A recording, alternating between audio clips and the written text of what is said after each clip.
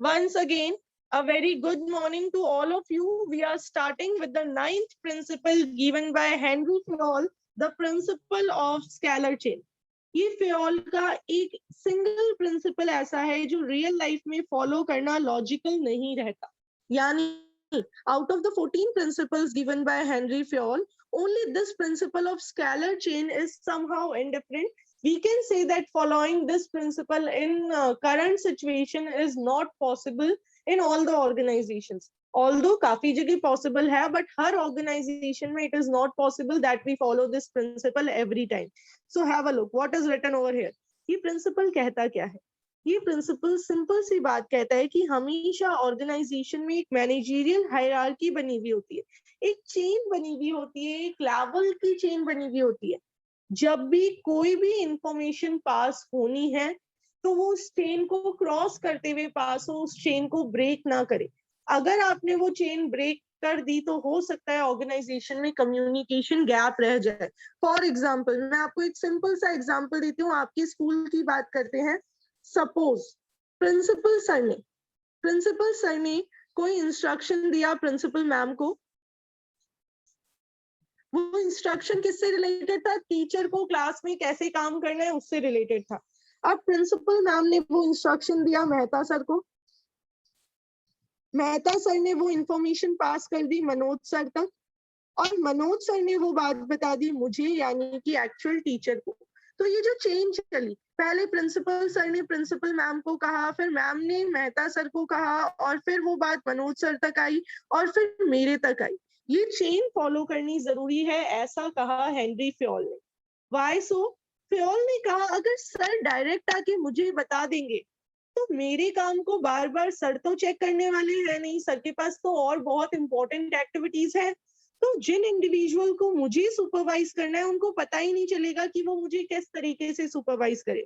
इसलिए ये जरूरी है कि वो इंस्ट्रक्शन मुझ तक आने से पहले मेरे सारे सुपरवाइजर्स को भी मिले, ताकि सबको पता हो कि मुझे क्या काम मिला है और मुझे किस तरीके से मेरे काम को चेकआउट करवाना है. So what is this principle स्टेटिंग? Have a look. Scalar chain means line of authority or chain of superiors from highest to lowest. जैसा अभी मैंने आपको बताया, in our organization we have taken the highest post and one lowest post. So this chain of authority is basically known as scalar chain. Fayol insisted that this chain must be followed strictly in the organization. Fayol ने कहा that there is a need to follow this chain very strictly in every organization. Every information must pass through every key of this chain. No skipping of any one key should be allowed. Yani according to Fayol, each and every individual of this chain must know about the details. No any individual should be skipped while giving the instructions or while passing any information. Have a look. ये देखिए, ये जो बना हुआ है chart, ये इधर भी टॉप से लोअर तक आ रहे हैं इंडिविजुअल्स अथॉरिटी के केस में, और इधर भी टॉप से लोअर तक आ रहे हैं. फेयोल ने क्या कहा? फेयोल ने कहा if A want to pass any information to P, then the information will firstly move to L. L will pass the information to M. M will pass it to N, then O, then P. It means this chain should be strictly followed in the organization. अब यहाँ पे देखिए, E से O तक कोई information जानी है, E को O से कुछ बात करनी है, तो फेयोल ने क्या कहा? फेयोल ने कहा again the chain should be followed. Information इस तरीके से पास करेगी, E से D को जाएगी, D से C को, C से B को, B से A को, वापस यहाँ पे ये एरोज बनते जाएंगे और इस तरीके से इंफॉर्मेशन पास होगी. अगर ऐसे इंफॉर्मेशन पास होगी तो ऑब्वियसली कुछ टाइम वेस्ट होगा, बट पॉजिटिव इम्पैक्ट ये रहेगा कि ऑर्गेनाइजेशन में सबको पता होगा कि कब क्या काम हो रहा है, और ऑर्गेनाइजेशन के केस में ऐसा जरूरी भी है. Have a look. एग्जांपल में क्या दिया हुआ है? According to scalar chain principle, if E wants to contact O, he has to move through E, then E to D, D to C, B to A, C to B, then B to A to L. यानी वो पूरा chain चलता रहेगा. If this chain is broken, then there are chances of communication gap. इसको highlight करेंगे आप. Highlight क्या करना है? कि अगर बाय चांस ये चेन ब्रेक हो गई तो क्या आ जाएगा, कम्युनिकेशन गैप आ जाएगा। ऑर्गेनाइजेशन में सबको पता ही नहीं चलेगा कि क्या बात हो रही है, तो आप इस कम्युनिकेशन गैप वर्ड को हाईलाइट कर लीजिए। बट समटाइम्स, वापस फेओल को भी पता था कि कुछ टाइम ऐसा भी आएगा जब ये चेन फॉलो करना एक लॉन्ग प्रोसीजर हो जाएगा और इंपॉर्टेंट इंफॉर्मेशन पास नहीं हो पाएगी। कल को मुझे कुछ बहुत जरूरी बताना है सर को और मैं ये चेन फॉलो करने लग गई, तो हो सकता है वो इंफॉर्मेशन में डिले हो जाएगा और टाइमली नहीं पहुंचने की वजह से वो इंफॉर्मेशन वेस्ट हो जाएगी। तो देखिए फेओल ने क्या कहा, sometimes following scalar chain becomes a long process, and if some important information has to be passed, it gets delayed. So in case of emergency and urgent information, Fayol permitted a shortcut in chain which is called gangplank. याद रखना है आपको, फेओल ने कहा emergency के time पे एक shortcut use किया जा सकता है। शॉर्टकट का नाम क्या है, गैंग प्लैंक। गैंग प्लैंक, ध्यान रखिए, गैंग प्लैंक कहता है कि एम्प्लॉइज आपस में डायरेक्ट कम्युनिकेशन कर सकते हैं without following a scalar chain. कैसे, देखिए, अगर ई को बात करनी है ओ से, तो ई क्या कर सकता है, डायरेक्ट कम्युनिकेशन कर सकता है ओ से, ऐसा फेओल ने परमिट किया। सी को बात करनी है एम से, तो वो डायरेक्ट कम्युनिकेशन कर सकता है एम से। तो फेओल ने क्या कहा, इमरजेंसी के केस में डायरेक्ट कम्युनिकेशन अलाउड है between people working at different positions of the organisation. देखिए क्या लिखा हुआ है, gangplank permits direct communication between employees working at different positions without following scalar chain. तो अगर आपको पूछ ले, name the shortcut given by Henry Fayol which can be used during emergency, तो आपका आंसर रहेगा gangplank is the shortcut given by Henry Fayol which can be used in case of emergency. अगर आपको emergency है, अगर आपको immediate conversation करना है, तो जो shortcut आप यूज करेंगे वो है gangplank. अब देखिए एग्जाम्पल दिया हुआ है गैंगप्लैंक का। अब यहाँ पे थोड़ा सा कंट्रोवर्सी है, मैं आपको एक्सप्लेन करूंगी क्या कंट्रोवर्सी है और आपको क्या लिखना है ये भी बता दूंगी। देखिए, if E want to pass some urgent information to O, then instead of following the long route of scalar chain, he can directly communicate with O by constructing a gangplank. E को अगर O से बात करनी है तो वो directly बात कर सकता है गैंगप्लैंक यूज करके। बट क्या लिखा हुआ है, generally workers cannot directly communicate with CEO, but through gangplank it is possible. Generally ये वर्कर डायरेक्टली ए से बात नहीं कर सकता, सीईओ से बात नहीं कर सकता, बट अगर वो गैंग प्लैंक यूज करे तो वो कर सकता है। और ये गैंग प्लैंक हमेशा अलाउड नहीं होता, ये अलाउड होता है केवल इमरजेंसी के टाइम पे। हर छोटी छोटी प्रॉब्लम के लिए वर्कर डायरेक्ट सीईओ तक नहीं जा सकता। आई रिपीट, हर छोटी छोटी प्रॉब्लम के लिए worker can't directly contact the CEO, lower level management can't directly contact the upper level management. हमने डिस्कस किया है, अगर लोअर लेवल को कोई भी प्रॉब्लम होगी तो वो प्रॉब्लम बताएगा मिडिल लेवल को, और फिर मिडिल लेवल उसको बताएगा टॉप लेवल तक। टॉप लेवल की पॉलिसीज डायरेक्टली टॉप लेवल नहीं बता सकता लोअर लेवल को, टॉप लेवल की पॉलिसीज लोअर लेवल तक कौन पहुंचाएगा, मिडिल लेवल। हमने पढ़ा है in the functions of middle level management, right. तो यही चीज यहाँ पे बताई हुई है कि केवल इमरजेंसी टाइम पे ये अलाउड होगा। अब कंट्रोवर्सी ये है कि कोई चीज हो सकता है वर्कर के व्यू से इमरजेंसी हो, बट मैनेजमेंट को नहीं लगे कि ये इमरजेंसी है। हो सकता है वर्कर को लगे कि ये कम्युनिकेशन बहुत अर्जेंट है, मुझे इमीडिएटली बॉस से बात कर लेनी चाहिए, बट हो सकता है मैनेजमेंट के व्यू से वो इमीडिएट सिचुएशन नहीं हो या वो इमरजेंसी की सिचुएशन नहीं हो। तो ऐसे में कभी कभी ऑर्गेनाइजेशन में कुछ कॉन्फ्लिक्टिंग सिचुएशंस भी आ जाती है।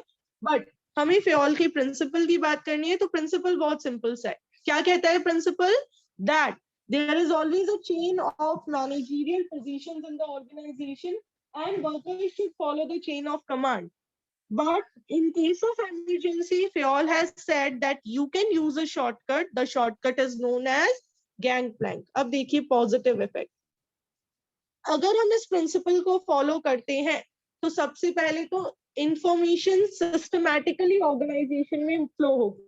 इंफॉर्मेशन का एक सिस्टमैटिक फ्लो रहेगा, कोई भी इंडिविजुअल छूटेगा नहीं। और सेकेंड पॉइंट देखिए क्या कह रहे हैं, ऑर्गेनाइजेशन में कोई भी कम्युनिकेशन गैप नहीं आएगा। ऑर्गेनाइजेशन में हर इंडिविजुअल को पता होगा कि क्या बात किस तरीके से हो रही है। अब देखिए अगर ये प्रिंसिपल फॉलो नहीं होता है तो क्या होगा, कम्युनिकेशन गैप आ जाएगा और कोई क्लैरिटी नहीं रहेगी कि किसको कितनी अथॉरिटी है, कौन किससे बात कर सकता है, किसके पास किससे बात करने की पावर्स है, ये मैच हो जाएगा ऑर्गेनाइजेशन में। अब देखिए एक एग्जांपल दिया हुआ होगा आपके लिए। In a school, principal makes sure that every instruction, order, or information given by him must be passed to vice principal, then head of the department, and then to teachers, and then students must be informed by respective teachers only. He never allows teachers to directly communicate with him. समझ आया क्या? मैंने जो आपको example अभी दिया था कि प्रिंसिपल सर ये इंश्योर करते हैं कि अगर कुछ भी इंफॉर्मेशन हो, इम्पोर्टेंट हो, तो सबसे पहले वो मैम तक जाएगी, फिर मैम अपने इंचार्जेस को वो इन्फॉर्मेशन देंगे और इंचार्जेस टीचर को देंगे, फिर ही वो इन्फॉर्मेशन बच्चे तक जाएगी। तो ऐसा क्यों होता है? ताकि कल को कुछ भी हो तो टीचर को पता हो कि बच्चे को क्या कहा गया था, पता चले कि डायरेक्टली वाइस प्रिंसिपल मैम ने स्टूडेंट को कह दिया है कि कल इतनी आपको इस चीज के लिए ये इतना अमाउंट लेके आना है, डिपॉजिट करवाना है। अब टीचर को पता ही नहीं है, इंचार्ज को पता ही नहीं है। आप सोचो नेक्स्ट डे स्टूडेंट आया, वो डायरेक्ट वाइस प्रिंसिपल मैम के ऑफिस में जाने लगे और विनीता मैम ने मना कर दिया, बेटा don't go, ma'am is busy. Ma'am was busy in certain activities, so Vinita ma'am ने बोला कि no you are not supposed to go, ma'am busy है कल से ही।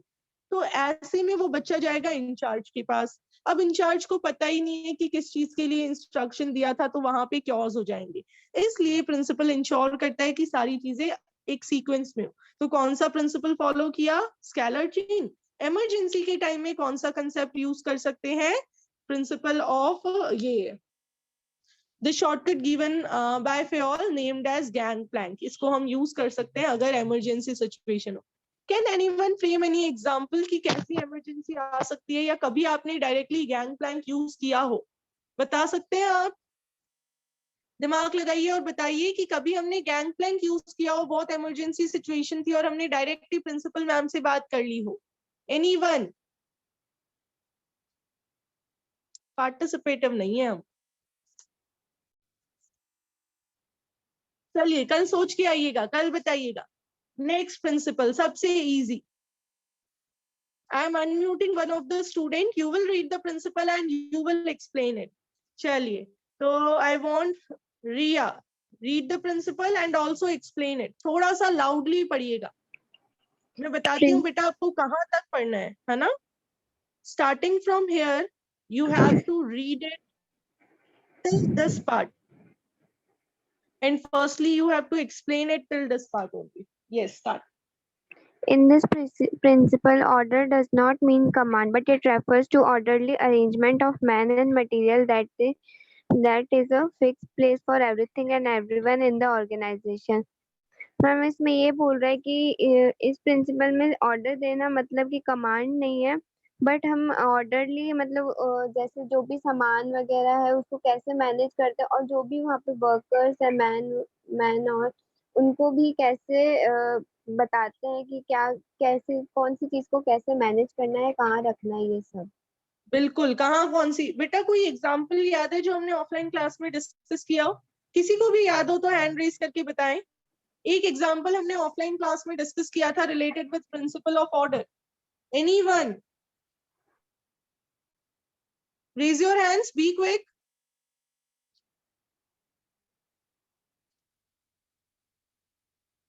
आपके घर से रिलेटेड था, चाबी से रिलेटेड था? Yes, the same student will give the answer. Yes, Riya. Ma'am जैसे ये बताया था कि घर में जब एंटर होते हैं तो वहां पर हमने वो की का लगा दिया, तो हमारी फिर एक तरह से हैबिट बन जाएगी कि हाँ हमें वहाँ स्लीपर्स उतारने और वहाँ वहीं पे चाबी रखनी है।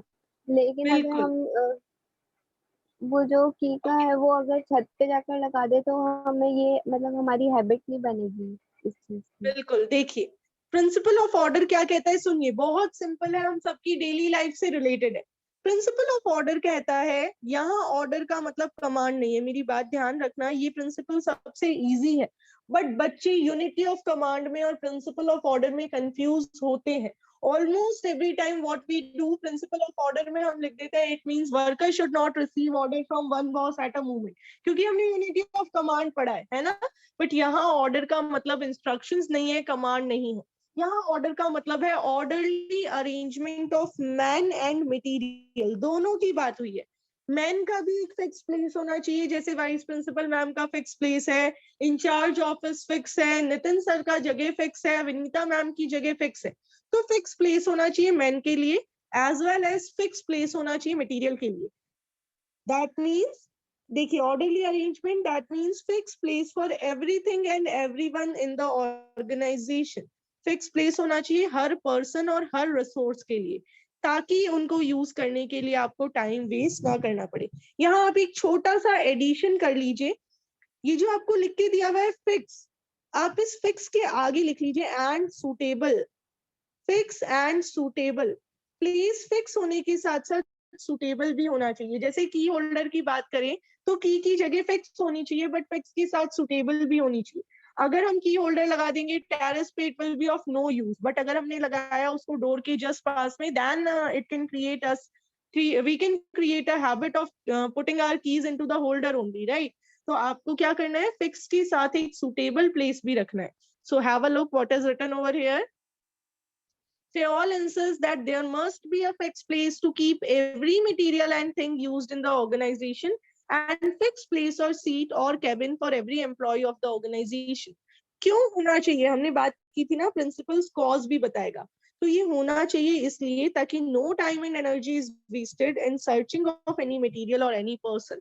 हमें किसी इंसान को या किसी रिसोर्स को ढूंढने में टाइम वेस्ट ना करना पड़े। एग्जाम्पल दिया हुआ है, if a worker is in the need of a tool, he must know in which box or tool room it will be found. If he needs guidance from supervisor, he must know the fixed cabin of supervisor. If no place is fixed given, then worker will waste his time and energy in search of tools or supervisor. समझ आ गया होगा आपको? तो अपने घर पे principal of order को implement कर लीजिए। एक टूल बॉक्स बना लीजिए जिसके अंदर आप सीजर्स रख सकें, स्टेपलर रख सकें, सेलो टेप रख सकें, फेविकॉल रख सकें, ग्लू रख सकें, ये सारी चीजें रख सकें, ताकि क्या हो, उनको ढूंढने में आपको टाइम वेस्ट ना करना पड़े। जनरली ये छोटी छोटी चीजें हैं जिनको ढूंढने में हमें टाइम वेस्ट करना पड़ता है। So we can implement the principle of order at our home also. Now what will be the positive effect? No wastage of time in search of man and material, time waste नहीं होगा। Second one, smooth and systematic working होगी, क्योंकि जब जो चाहिए होगा वो हमें इजीली मिल जाएगा। कॉन्सिक्वेंसेस, अगर फॉलो नहीं हुआ तो टाइम वेस्ट हो जाएगा और सही टाइम पे हम सही पर्सन को कांटेक्ट नहीं कर पाएंगे। आगे देखिए, in a school books are kept in office, chalks in library, officer records and files in staff room. क्या हो रहा है कि कह रहे हैं बुक्स को ऑफिस में रख दिया है, चॉक्स को ले जाके लाइब्रेरी में रख दिया, ऑफिसर के रिकॉर्ड्स को, फाइल को रख दिया स्टाफ रूम। तो कौन सा प्रिंसिपल यहाँ पे फॉलो नहीं हो रहा है? एकदम सिंपल सी बात है, यहाँ पे प्रिंसिपल ऑफ ऑर्डर का वायोलेशन हुआ है। Anyone, any doubt up to this part? We have completed 10 principles given by Fayol. कौन से पढ़ लिए, एक बार नाम सुनिए। Principle of division of work, principle of authority, principle of discipline, 3 ये। Then principle of unity of command, principle of unity of direction, principle of subordination of individual interest into general interest. 6 नाम बता दिए मैंने आपको। Then principle of remuneration, principle of centralization and decentralization, principle of scalar chain and principle of order। ये 10 principles हमने cover कर लिए। principle of equity, नाम से और इस डायग्राम से आपको क्या पता चल रहा है? कौन बता सकता है? give it a try।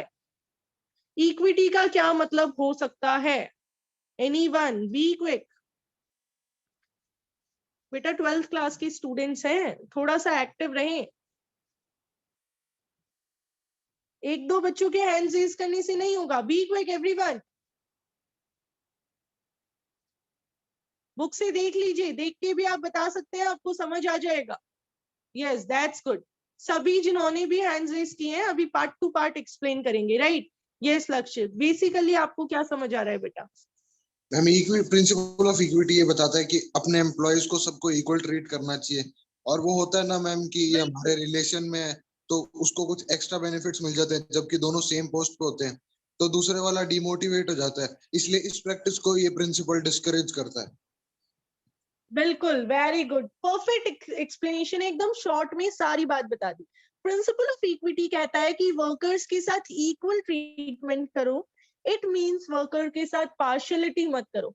कोई वर्कर अगर बाय चांस आपका रिलेटिव है और आपने उसको सेम पोस्ट पे काम करवा के भी स्पेशल बेनिफिट्स दे दिए और उसके पोस्ट पे काम करने वाले दूसरे वर्कर को आपने वो बेनिफिट्स नहीं दिए, तो it will discourage the second employee. तो ऐसा मत करो, it will demotivate the second employee. तो आपको ऐसा नहीं करना है, इस प्रैक्टिस को अवॉइड करना है। So have a look. Keywords तो क्या है? Principal of equity refers to kind, fair and just treatment to the employees. Kindness के साथ ट्रीट करो, फेयर वे से ट्रीट करो और जस्टिस के साथ ट्रीट करो। Employees will put their maximum efforts only when they are treated with kindness and justice. ये दो कीवर्ड्स हैं सारे केसेस में, ये आपको हेल्प करेंगे। काइंडनेस और जस्टिस, इसका मतलब यही है कि सबके साथ काइंड रहना है, किसी के साथ पार्शियलिटी नहीं करनी है। कोई एम्प्लॉय अच्छे से काम नहीं कर पा रहा तो उसको प्यार से समझाना है आपको। आगे देखिए, if a manager is biased in dealing with employees, then employees will get dissatisfied and will not contribute to their maximum capacity. अगर मैनेजर biased हो जाएगा तो उस कंडीशन में एम्प्लॉय डीमोटिवेटेड हो जाएगा और वो अपना मैक्सिमम लेवल तक कंट्रीब्यूट नहीं कर पाएगा। ओके वाहिनी, बेटा you have to explain this part. I'm unmuting you. You have to explain this part only. Yes, beta. Ma'am, equity, right? Yes. Equity does not mean equal salary to a peon and supervisor, but equity means application of same disciplinary rules, leave rules in the same way, irrespective of their grade, position and gender. Ma'am ये कहना चाह रहा है कि equity मतलब ये नहीं है कि आप किसी एक पियोन को और एक जो हेड पोस्ट पर है उसको दोनों को सेम सैलरी दो। इक्विटी मीन्स ये है कि दोनों के लिए डिसिप्लिन सेम होना चाहिए, दोनों के लिए रूल सेम होने चाहिए कि अगर किसी का टाइम जो है उसको उसी टाइम पर आना चाहिए, उसको उसी तरीके से काम करना चाहिए और उसको उसी लिमिट में काम करना चाहिए। और ये बिल्कुल ग्रेड, पोजीशन या जेंडर के उसमें मतलब डिस्क्रिमिनेट नहीं कर सकते आप। बिल्कुल सही। सुनिए ध्यान से, एकदम परफेक्टली एक्सप्लेन कर दिया है वाहिनी ने यहाँ पे कि इक्विटी का मतलब ये बिल्कुल नहीं है कि आप पेरोन को और सुपरवाइजर को सेम सैलरी दे दीजिए कि इक्वल ट्रीटमेंट करना है तो सेम सैलरी दो। नहीं, वर्किंग पोजीशन अलग अलग तो सैलरी अलग अलग होगी। हाँ, अगर दो सेम लेवल वाले काम कर रहे होंगे लोग सेम लेवल पे तो उनकी सैलरी जरूर सेम होनी चाहिए। ये जरूर इक्विटी का प्रिंसिपल कहता है कि अगर दो पीपल की अथॉरिटी सेम है then they must receive same payment also, right? But equity means that rules and regulations should be same for each and every individual of the organization. अगर सब टीचर्स हैं स्कूल में तो चाहे कोई senior secondary level teacher हो चाहे कोई प्राइमरी टीचर हो, सबके लिए सेम रूल्स होने चाहिए। पोजीशन के अकॉर्डिंग रूल्स चेंज नहीं होने चाहिए। Now have a look, this is again the main sentence of this principle जो केस स्टडी में आपको पूछा जाता है। Equity means no discrimination on account of sex, religion, language, caste, belief or nationality. Nationality के according, gender के according, language के according, caste के according या personal relations के according कोई भी partiality नहीं होनी चाहिए, discrimination नहीं होना चाहिए। अब आपको examples कैसे दे सकते हैं? Example देख सकते हैं कि एक पंजाबी ओनर का नाम दे दिया मिस्टर सिंह और उसकी ऑर्गेनाइजेशन में एक पंजाबी इंडिविजुअल काम कर रहा है और एक काम कर रहा है नॉर्मल, हम बात कर लेते हैं साउथ इंडियन। अब उसने पंजाबी पर्सन को ज्यादा पेमेंट दे दिया और साउथ इंडियन को कम दे दिया। किसी एक ऑर्गेनाइजेशन में मोमडन है और हिंदू है तो मोमडन ऑर्गेनाइजेशन है उसने अपनी कास्ट के पर्सन को ज्यादा दे दिया और हिंदू को पेमेंट कम दे दिया सेम पोजीशन पे, तो ये गलत हो जाएगा। तो यहाँ पे आपको या फिर मेल और फीमेल का डिफरेंशिएशन, ज्यादातर एग्जाम्पल मेल और फीमेल का आता है, तो यहाँ पे ये चीज प्रिंसिपल ऑफ इक्विटी के अगेंस्ट है। देखिए एग्जाम्पल क्या दिया हुआ। In MNC, that means multinational company, people of various nationalities work together without any discrimination. As we find a person of Indian origin, Sundar Pichai became CEO of Google. Sunil Sood become CEO of Vodafone. ये कह रहे हैं कि MNCs है but अलग अलग cast के लोग मिलके काम कर रहे हैं और हो सकता है किसी भी रिलीजन का पर्सन वहां हायर पोस्ट पे जा सकता है। तो ये प्रिंसिपल ऑफ इक्विटी। चलिए positive effects who will explain? Garv आप बता दीजिए बेटा, what are the positive effects of following this principal?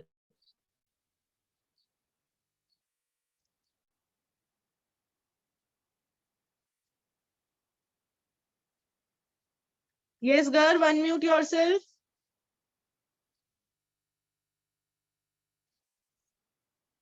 Be quick, बेटा. चलिए, आई गेस कुछ ऑडियो प्रॉब्लम है. Khushagra, same question.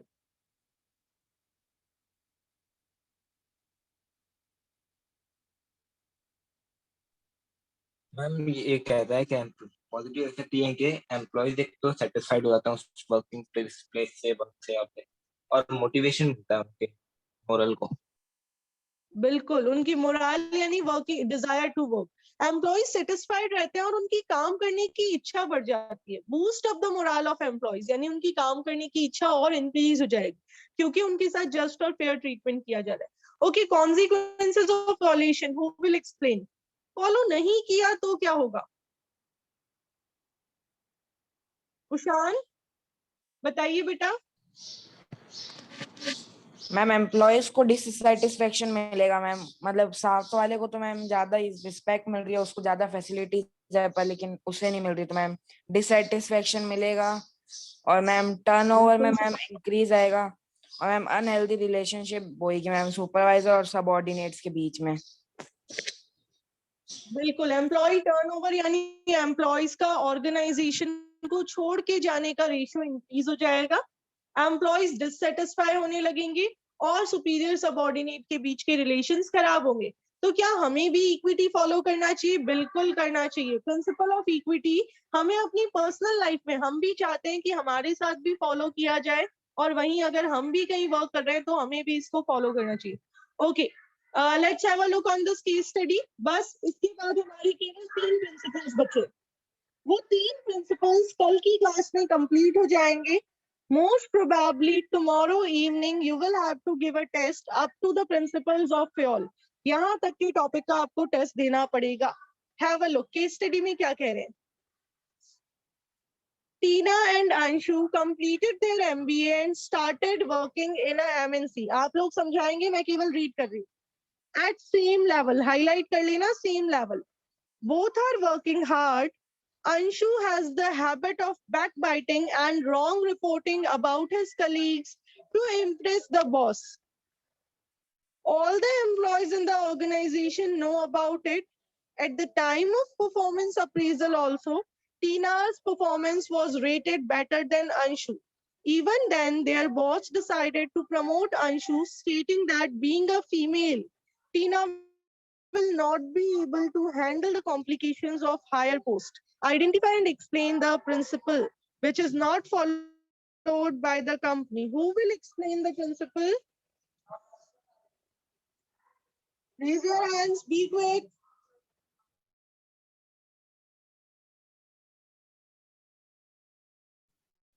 Beta, this is not expected from your side. Be quick, everyone.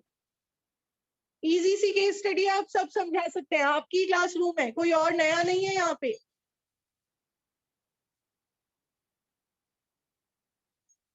अब आप देखिए रेशियो, देखिए पार्टिसिपेटिव रेशियो कितना लो चल रहा है.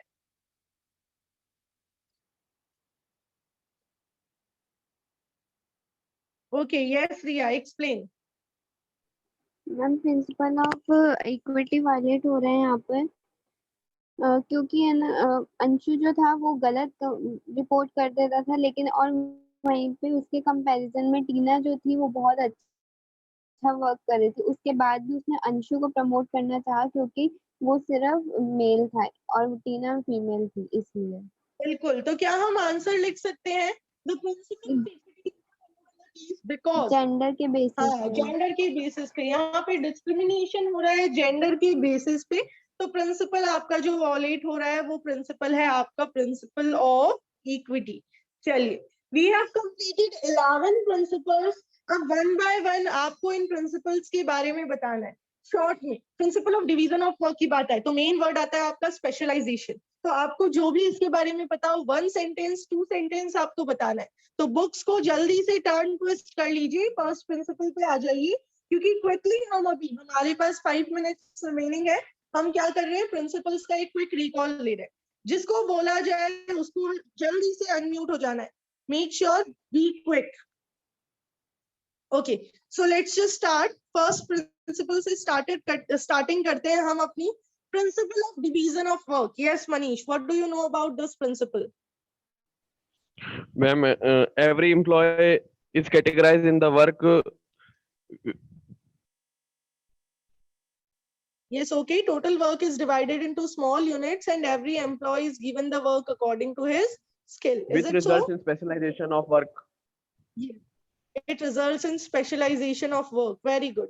So what does this principle say? Work should be divided into small units and given to employees according to their qualifications. It will lead to specialization in work.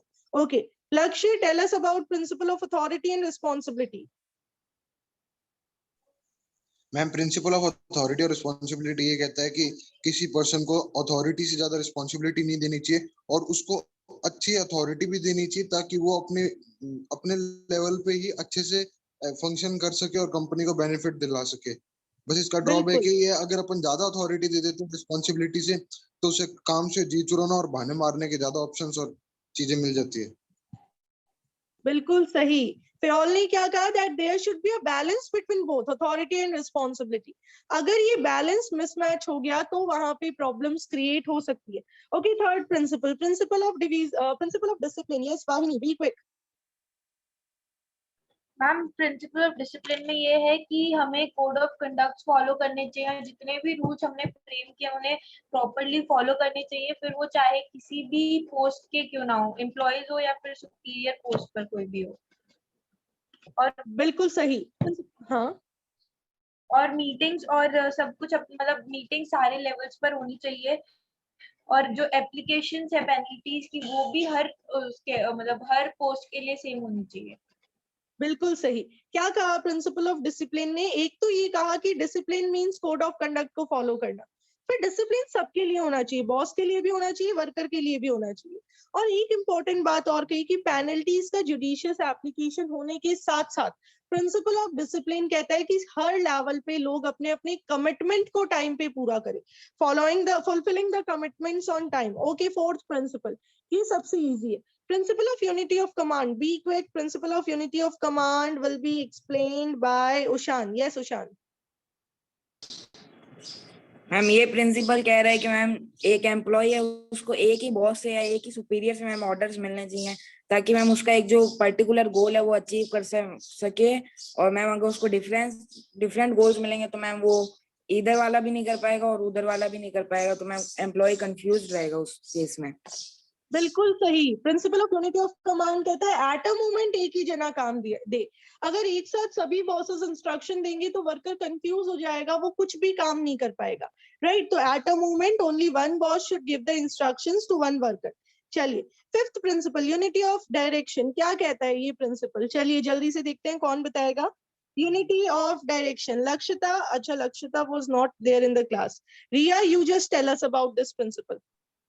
Yes ma'am. Ma'am ये कह रहा है कि हमारा सिर्फ एक ही plan होना चाहिए जिसमें क्या हो, जो भी सारे मेंबर्स हो और एम्प्लॉयज हो उन सबका फोकस सिर्फ एक ही डायरेक्शन पर रहे, और इससे क्या होगा, कोऑर्डिनेशन भी बैठेगा। बिल्कुल, very good. One unit means one plan. एक यूनिट का एक ही प्लान होना चाहिए, सारे वर्कर उसी प्लान की तरफ जाएं ताकि कोऑर्डिनेशन भी बैठ पाए और वर्क प्रॉपर हो। चलिए बेटा, अभी तो टाइम अप हो चुका है, हमने 5 प्रिंसिपल्स को तो रिकॉल कर लिया, रिमेनिंग हमारे रह गए हैं। ध्यान से सुने। You have to prepare these 11 principles and chapter up to this topic. Importance अभी हमने डिस्कस नहीं की है, Importance of managerial principle हमने नहीं पढ़ा है, तो आप उस टॉपिक को स्किप कीजिए, उससे पहले तक का सारा प्रिपेयर कर लीजिए। मोस्ट प्रोबेबली कल आपको गूगल फॉर्म टेस्ट देना पड़ेगा एंड मेक श्योर जो मैंने कल एक्टिविटी सेंड की थी उसके आंसर्स मुझे फॉरवर्ड कीजिए, उसकी प्रैक्टिस कीजिए और उसके आंसर्स फॉरवर्ड कीजिए। किसी को कुछ पूछना है तो बताएं। Anyone, any question or any doubt? Okay then, I am ending the class over here. Have a nice day everyone.